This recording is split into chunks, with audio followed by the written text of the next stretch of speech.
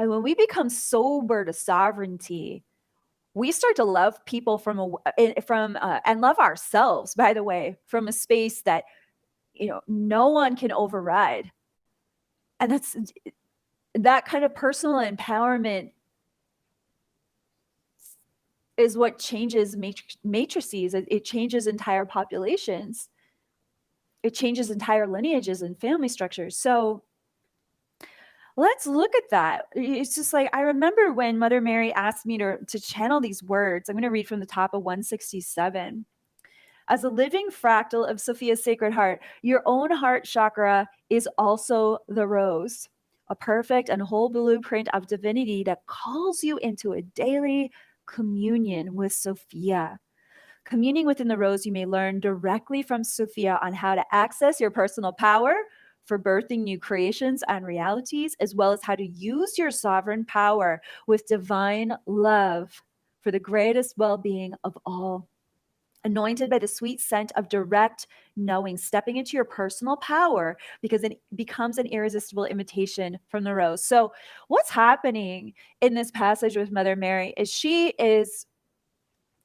inviting you to consider that your heart, just like your soul, is a hologram of Sophia's heart.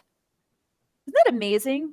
If your heart is a hologram of God's heart, then no matter how many times it may feel like it's broken, it's actually in truth invincible, and it will recover, and you will go on to unconditionally love, just as God continues to love us, no matter how we behave in our spiritual infancy, learning how to wake up and become spiritually mature. It's just like love is not conditional.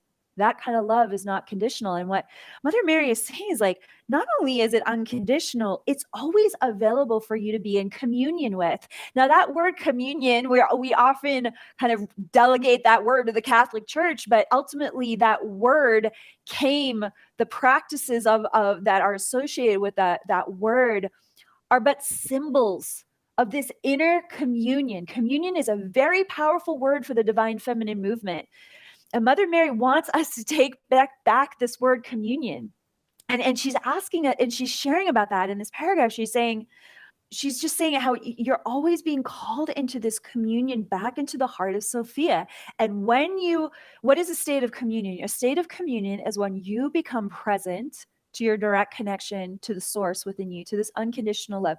Even if you feel crappy that day, it's just like, you're just saying, okay, I don't feel good. I got a lot of hard feelings, but I'm going to choose to come back to the heart of God and ask for help.